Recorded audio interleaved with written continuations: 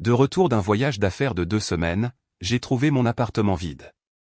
Mes parents avaient tout rangé dans des cartons. Tu n'as plus besoin de ces choses.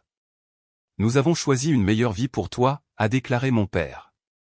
Ceci, après 8 mois et 156 appels sans réponse, lorsqu'ils ont finalement pris contact. Merci d'être là avec moi aujourd'hui. J'espère que vous passez une merveilleuse journée, où que vous soyez. J'aimerais que vous puissiez partager en commentaire depuis quelle ville ou quel pays vous regardez et quelle heure il est là-bas. Commençons notre histoire ensemble. Le ronronnement des moteurs du Boeing 777 résonnait encore faiblement dans mes oreilles, des heures après mon débarquement, une vibration fantôme qui s'installait profondément dans mes os. 2 semaines de voyage d'affaires international, jonglant avec les fuseaux horaires et des négociations à enjeux élevés pour ma société de logiciels à Austin, m'avaient laissé l'asthme étendu. Le succès à un contrat durement négocié serré métaphoriquement dans mon poing était un stimulant puissant, pourtant tout ce que je désirais était le confort banal de mon propre espace. Mon appartement, méticuleusement organisé, un sanctuaire d'ordre silencieux qui reflétait la façon dont j'aimais mon code, propre, logique, et tout à sa place désignée. Je pouvais déjà imaginer le rituel, déposer mes bagages près de la porte, le clic satisfaisant du verrou, le parfum de mes grains de café préférés à un Robusta de Sumatra noir pendant que je préparais une tasse bien méritée, la première étape pour me débarrasser de la peau de Michael Chin, ingénieur principal, et redevenir simplement Michael. L'Uber s'est arrêté devant mon immeuble, un modeste mais bien entretenu bâtiment de 3 étages dans un quartier calme de la ville. Pendant que je payais le chauffeur, une vague d'inquiétude s'est manifestée. Ma porte d'entrée, habituellement d'un bleu marine immaculé, présentait quelques éraflures claires inconnues près de la poignée, comme si quelque chose d'encombrant avait été frotté contre elle. J'ai froncé les sourcils, le rejetant comme étant peut-être des travaux d'entretien, mon esprit était encore à moitié sur la présentation que j'avais réussi à Singapour. La clé dans la serrure a tourné en douceur. J'ai poussé la porte vers l'intérieur, l'anticipation fleurissant dans ma poitrine à la vue familière de mon salon ensoleillé, de mon fauteuil en cuir usé, de la bibliothèque débordante qui était ma fierté. Au lieu de cela, j'ai marché dans un écho. L'air était vicié, non pas avec le parfum réconfortant de mes livres et de mon café, mais avec la faible et entêtante odeur de cire à polir au citron, la marque préférée de ma mère, une odeur que je n'avais pas rencontrée dans ma propre maison depuis que j'avais déménagé il y a 10 ans. De la lumière du soleil, oui, mais elle passait à travers des fenêtres nues, illuminant des particules de poussière dansant dans le vide caverneux où ma vie était autrefois. Mon canapé parti, ma table basse disparue, le tapis, la lampe, les gravures que j'avais soigneusement choisies, tout effacé. Mon souffle s'est coupé. Pendant un instant désorientant, j'ai pensé que j'étais entré dans le mauvais appartement, le mauvais immeuble, la mauvaise vie. Puis je les ai vus, alignés le long du couloir étroit devant mon logement comme des offrandes grotesques, des cartons, grands et bruns, certains scellés à la hâte avec du ruban adhésif d'emballage tendu, d'autres grands ouverts, répandant ma vie sur le tapis industriel usé. Mes vêtements, mes livres odieux, mes précieuses premières éditions, mes documents personnels, mes ustensiles de cuisine, même ma foutue brosse à dents dans un sac en plastique Ziploc, perché précairement au sommet d'une boîte débordant de mes chaussures de course. Chaque boîte était un coup au ventre.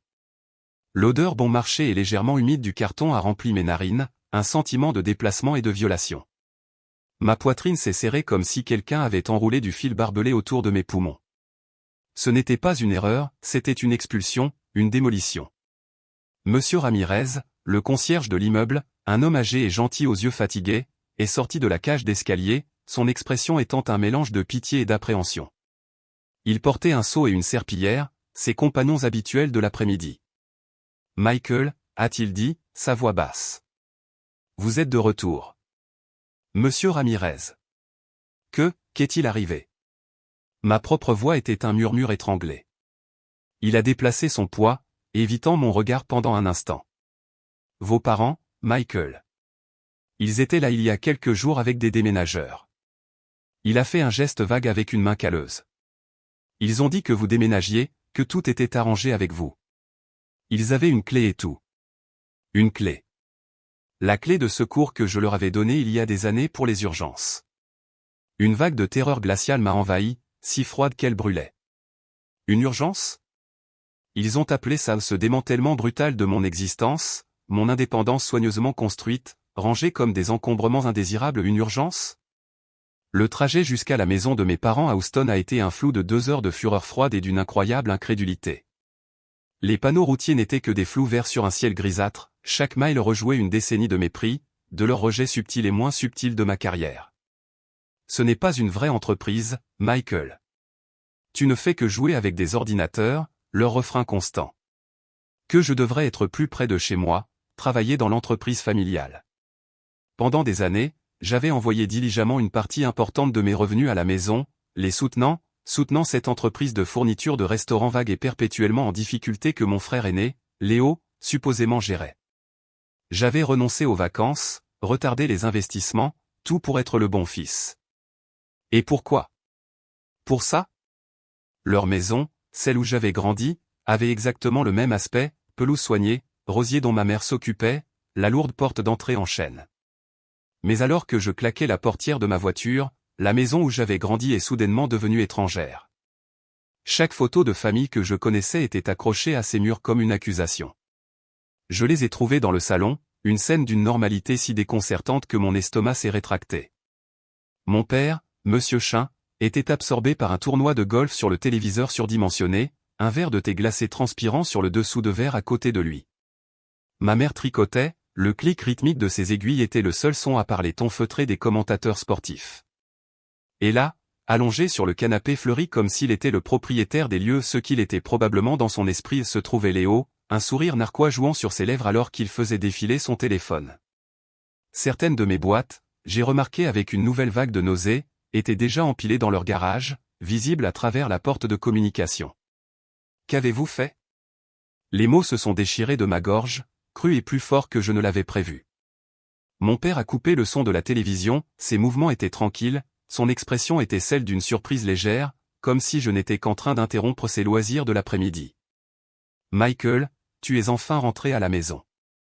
Nous t'attendions. Ma mère a posé son tricot, son sourire était forcé. Oui, mon cher, c'est bien mieux pour toi ici. Nous avons besoin de toi. Léo a besoin de ton aide pour l'entreprise. Mon appartement. J'ai réussi à articuler, mes mains se serrant en poing. Il est vide. Vous avez jeté ma vie dans des boîtes. Mon père s'est enfin levé, adoptant le ton sévère et autoritaire qui avait gouverné mon enfance. Ne sois pas dramatique, Michael. Nous sommes tes parents. Nous savons ce qui est le mieux. Ses yeux, sombres et inflexibles, ont rencontré les miens. Cette carrière que tu as à Austin est instable, une distraction. Cette fois, tu t'installeras, tu rentreras à la maison, et tu travailleras dans une vraie entreprise familiale. Tu n'as plus besoin de ces choses. Nous avons choisi une meilleure vie pour toi. Léo a reniflé depuis le canapé. Ouais, Mike, arrête de jouer avec tes petits jouets informatiques. Il est temps de faire du vrai travail et de faire ta part pour une fois. L'audace, l'insolence pure, après des années où je les avais soutenus. Ma mère a ajouté, sa voix empreinte de cette douceur manipulatrice familière. Nous sommes une famille, Michael. Ce qui est à toi est à nous, surtout lorsque tu fais des choix insensés. Je les ai regardés, les trois visages qui étaient censés représenter l'amour, le soutien, le sanctuaire. La trahison, franche et brutale, m'a griffé le cœur. Mes sacrifices, ma carrière, mon indépendance, tout rejeté, effacé parce qu'ils avaient choisi une meilleure vie pour moi. Ils ne voyaient pas un fils, un professionnel à succès, ils voyaient une ressource à contrôler, un outil à utiliser.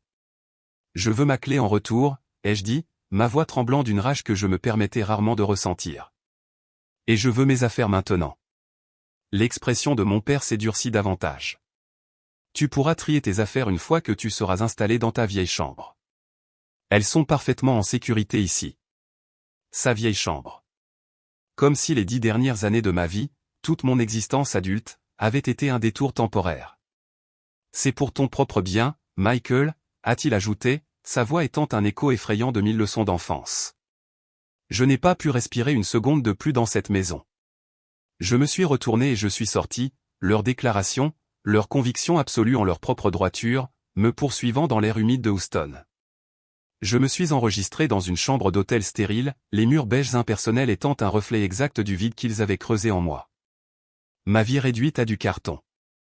Le premier appel que j'ai passé depuis cette chambre d'hôtel sans âme a été fait à Sarah, mon amie de l'université, maintenant une avocate pragmatique et perspicace à Dallas. Elle a écouté dans un silence stupéfait alors que l'histoire déferlait sur moi, un torrent d'incrédulité et de colère fractionnée. Quoi, a-t-elle finalement exclamé, sa voix étant un mélange d'indignation et d'évaluation professionnelle. Michael, c'est incroyable. Entrée illégale, conversion de biens, mon Dieu. Sa validation a été une petite piqûre de lumière stabilisatrice dans les ténèbres accablantes. Sous sa direction, j'ai rédigé un courriel formel à mes parents. Il était concis, dépourvu de l'émotion qui tourbillonnait en moi, énonçant les faits, leur entrée non autorisée, le retrait de mes biens, et une demande ferme pour leur retour immédiat, avec une implication claire de poursuite judiciaire s'ils ne se conformaient pas. J'ai également fait changer les serrures de mon appartement maintenant vide, un geste futile pour ce qui avait déjà été pris, mais un acte symbolique de récupération d'un espace violé. J'ai sécurisé mes comptes bancaires, une pensée soudainement glaciale m'incitant à m'assurer qu'ils ne pouvaient pas étendre leur portée là-bas. Leur réaction a été instantanée, et exactement ce à quoi je m'attendais. Mon téléphone a explosé, un barrage d'appels, de messages vocaux et de textos. Ceux de ma mère étaient larmoyants, chargés de culpabilité. « Comment peux-tu nous faire ça, Michael, après tout ce que nous avons sacrifié pour toi ?» Ceux de mon père étaient de courtes et vives bouffées de fureur. « Ingrat. Tu es ingrat. La famille est tout, et tu la jettes à la poubelle. » Léo a ajouté une série de textos moqueurs. « Tu profites de ta liberté dans les rues impitoyables, petit frère ? Ne viens pas pleurer auprès de nous lorsque tes jeux informatiques fantaisistes ne paient pas le loyer. » Chaque notification était une nouvelle blessure, un resserrement des fils invisibles autour de ma poitrine. La vieille culpabilité, si profondément ancrée, menaçait de m'étouffer. Mais la voix de Sarah, calme et logique lors de nos appels nocturnes, était ma bouée de sauvetage. « Ce n'est pas de l'amour, Michael, avait-elle dit fermement. C'est du contrôle. C'est de la manipulation. Tu as tous les droits sur ta vie, tes biens, tes choix. » J'ai réussi à récupérer quelques documents essentiels et quelques vêtements quelques jours plus tard. L'atmosphère était épaisse d'accusations tacites et du silence martyr de mes parents. Léo a regardé de la porte, un sourire narquois collé sur son visage, alors que je chargeais quelques boîtes dans ma voiture de location. La dernière phrase de mon père, alors que je m'éloignais, « Tu reviendras à la raison, Michael. Le sang est plus épais que l'eau. » Mais je savais, avec une certitude effrayante qui s'est installée au plus profond de moi, que je ne le ferais pas. Il ne s'agissait pas seulement d'un appartement vide, il s'agissait de ma vie, de mon autonomie, de moi-même. J'ai donc pris la décision la plus difficile de ma vie, j'ai rompu tout contact. J'ai bloqué leurs numéros, leurs courriels sont allés dans un filtre spécialement créé, non lu. Je les ai bloqués sur les rares médias sociaux que j'utilisais. Les appels ont continué à arriver pendant des semaines, chacun d'eux apparaissait sur mon identifiant d'appelant à maman, portable, ligne fixe et je les laissais sonner, mon cœur martelant, mon estomac se tordant en nœuds. 156 fois, j'ai compté. 156 appels sans réponse au cours des 8 mois suivants. Chaque sonnerie était une nouvelle vague de culpabilité, un rappel du gouffre que j'avais ouvert, mais aussi, paradoxalement, un petit acte durement acquis de récupération de ma paix, de tracer d'une ligne dans le sable. Les messages vocaux, lorsque j'en avais accidentellement laissé passer un avant de bloquer, étaient un cocktail douloureux de supplications, de demandes, de fausses préoccupations, et finalement, juste du silence. Au cours de ces premières semaines, j'ai eu un bref et hésitant appel téléphonique avec tante Suzanne, la sœur cadette de mon père. Elle vivait à quelques états et avait toujours été le membre silencieux et plus observateur du clan Chin. Contrairement aux autres parents, dont j'ai appris plus tard qu'ils avaient rapidement répété le récit de mes parents sur le fils ingrat et rebelle, tante Suzanne avait simplement dit, sa voix douce avec une préoccupation qui semblait authentique, « Michael, j'espère juste que tu vas bien. Ton père peut être très déterminé lorsqu'il croit avoir raison. » Ce n'était pas grand-chose, un murmure non engagé dans la tempête, mais c'était une minuscule miette, presque manquée, de quelque chose d'autre que de la condamnation. Je m'y suis accroché. J'ai trouvé un nouvel appartement, plus petit que le précédent, les murs étant nus et dépouillés. Le processus de son ameublement, pièce par pièce, était à la fois thérapeutique et une douleur sourde constante. Chaque nouvelle serviette, chaque assiette, chaque morceau de meuble bon marché en kit était un rappel de ce que j'avais perdu, non seulement les objets eux-mêmes, mais l'histoire, la valeur sentimentale, le sentiment d'une vie soigneusement organisée. Le coût physique était immense. Les nuits blanches étaient fréquentes, mon esprit rejouait les déclarations de mon père, les accusations larmoyantes de ma mère, le visage narquois de Léo. J'ai perdu du poids, ma concentration au travail, habituellement très précise, a souffert. Mais au milieu des débris émotionnels, quelque chose d'autre a commencé à se remuer, une étincelle de défi, un besoin désespéré de prouver, ne serait-ce qu'à moi-même, que j'étais plus qu'un pion, plus que leur filet de sécurité financière. J'ai revisité une vieille idée de start-up que j'avais mise de côté il y a des années, une solution logicielle de niche pour les petites entreprises conçues pour rationaliser leurs opérations. Nexus Flow. Le nom m'est venu une nuit sans sommeil. L'idée de construire quelque chose à partir de zéro, selon mes propres termes, est devenue une obsession. C'était un contre-récit direct à leur insistance étouffante sur l'entreprise familiale. J'y ai versé mes maigres économies, j'ai contracté un petit prêt personnel. Mon nouvel appartement, spartiate, est devenu mon bureau. Les nuits tardives se sont prolongées jusqu'au petit matin, alimentées par du café bon marché et une énergie presque maniaque. Le codage est devenu mon réconfort, ma rébellion. Chaque ligne de code était une brique dans ma nouvelle fondation, une déclaration d'indépendance. Puis est venu le moment le plus bas, un moment où j'ai vraiment pensé qu'il pourrait me briser, même de loin. Nexus Flow en était à ses premiers stades, vulnérable. Je postulais pour une petite mais cruciale subvention locale de développement des entreprises, le genre de subvention qui pouvait donner à une jeune entreprise comme la mienne un coup de pouce nécessaire et un saut de légitimité. J'ai passé des semaines à préparer la demande, à peaufiner chaque mot, chaque projection. Quelques jours avant la décision, j'ai reçu un appel d'un contact du comité de la subvention, quelqu'un que je connaissais de façon informelle grâce à une rencontre technologique. Son ton était hésitant. « Mike, a-t-il dit, il y a eu un examen supplémentaire de ta demande. Certaines questions ont été soulevées concernant, eh bien, ta stabilité, ta fiabilité. » Mon sang a gelé. Quel genre de questions? Rien de précis, a-t-il dit de façon évasive.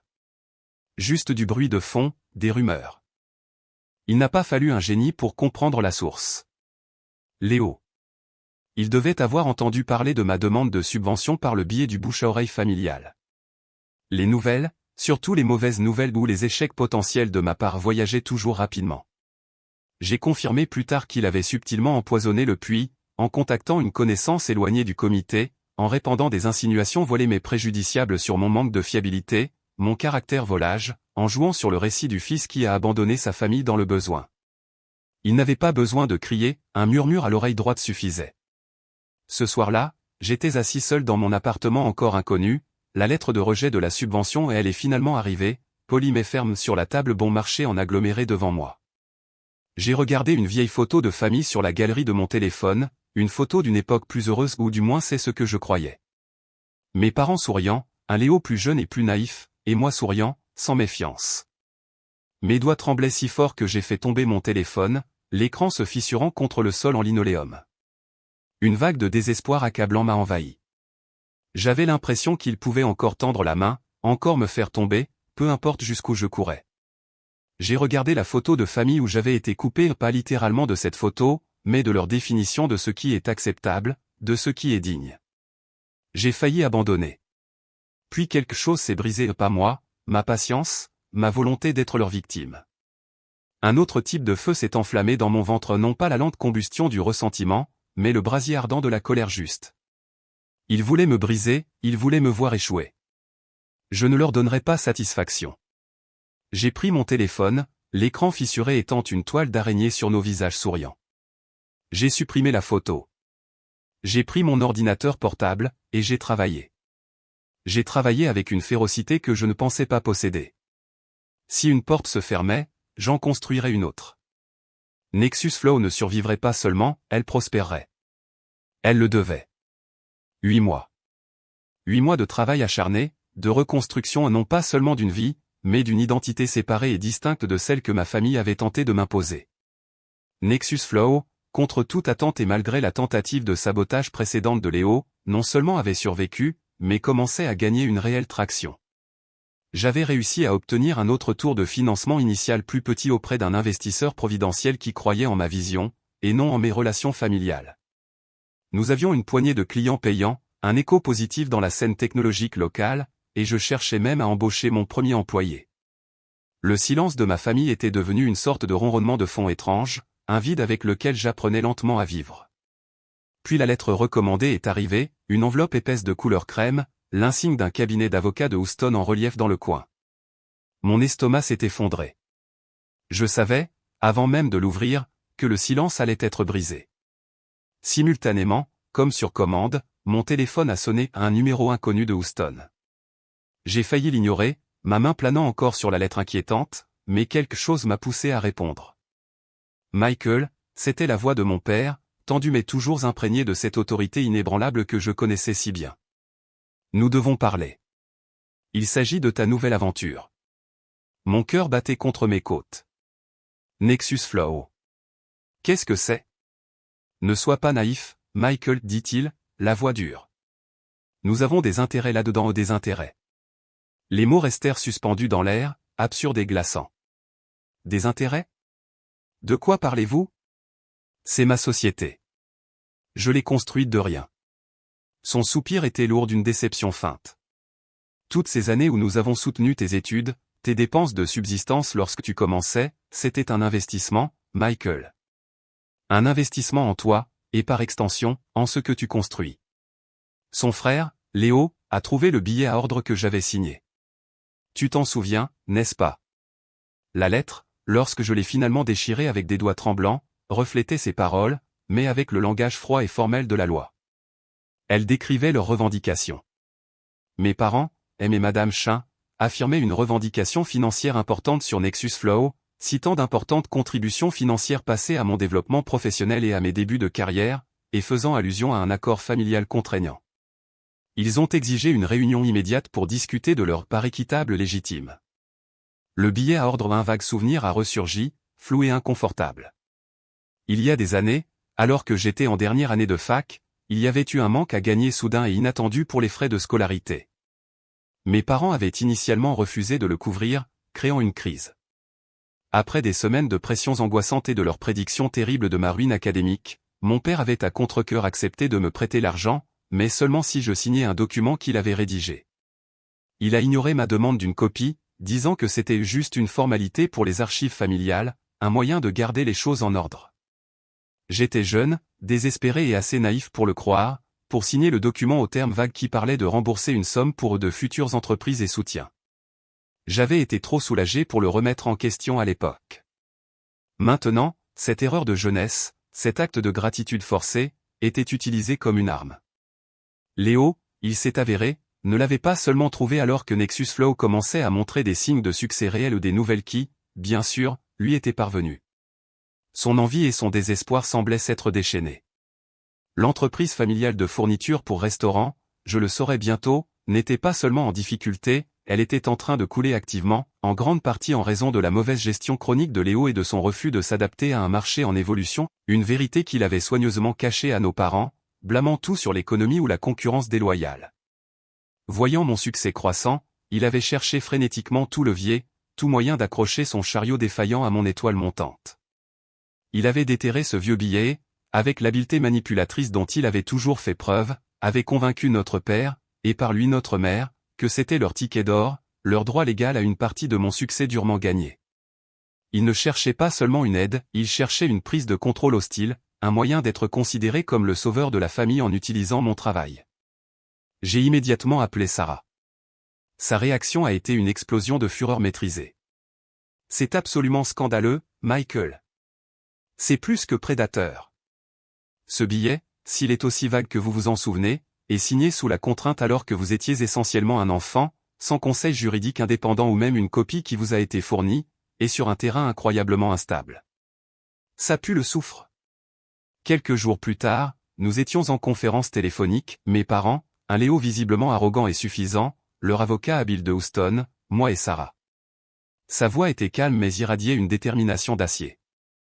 M et Madame Chin estiment avoir droit à une participation de 30% dans Nexus Flow, a déclaré leur avocat, un homme nommé Marcus Thorne, avec douceur, compte tenu de leur investissement historique substantiel dans le potentiel de Michael. Léo n'a pas pu résister à intervenir, sa voix ruisselant d'une magnanimité factice. Pensez Mike, votre petit jeu vidéo pourrait enfin être utile.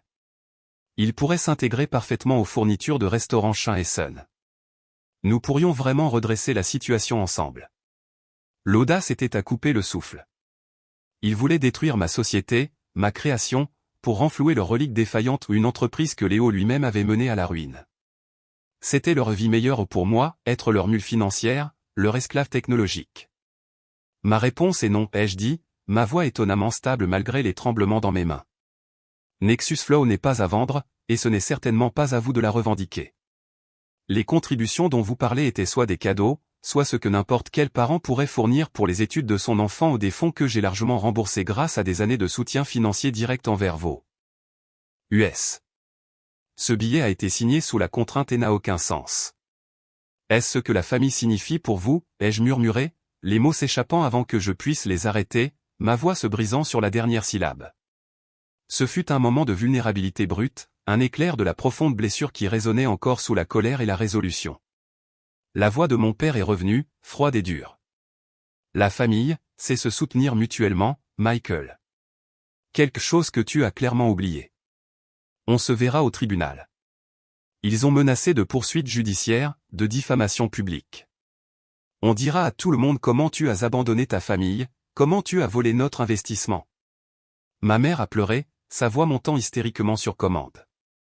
Sarah a immédiatement commencé sa contre-offensive. Michael, a-t-elle dit une fois l'appel terminé, nous combattons ça. Nous exposons cela pour ce que c'est. Commence à rassembler toutes les preuves que tu as, relevés bancaires montrant les virements vers eux, anciens emails, tout ce qui démontre ton soutien financier au fil des ans, tout ce qui montre leur caractère. Puis, le revirement le plus inattendu, tante Suzanne a appelé. Elle avait entendu parler des menaces judiciaires. Léo, dans son arrogance, s'était apparemment vanté auprès de certains parents de la façon dont ils allaient enfin obtenir ce que Michael leur devait.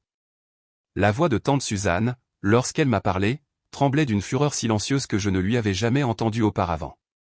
Michael, je ne peux plus rester silencieuse, a-t-elle dit, ses mots dévalant. Votre père, il a toujours cru qu'il possédait ses enfants.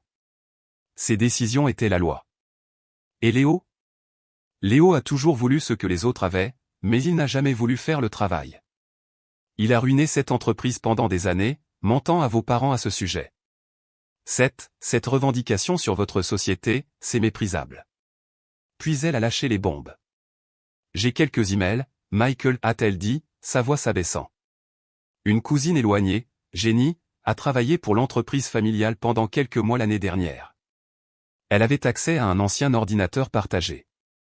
Elle a trouvé des emails entre votre père et Léo. Ils discutaient, des mois avant votre voyage d'affaires à Singapour, de la façon dont ils devaient ramener Michael et ses revenus sous le toit familial. Ils cherchaient des moyens de le faire compliqué, de vous forcer à contribuer à l'entreprise familiale. C'était prémédité, Michael. Le tout. Mon sang a gelé. Prémédité. Et il y a plus, a continué tante Suzanne, reprenant une respiration hésitante. Léo, il est plus fourbe que votre père ne s'en rend compte. J'ai un mémo vocal. Je l'ai accidentellement enregistré sur mon téléphone.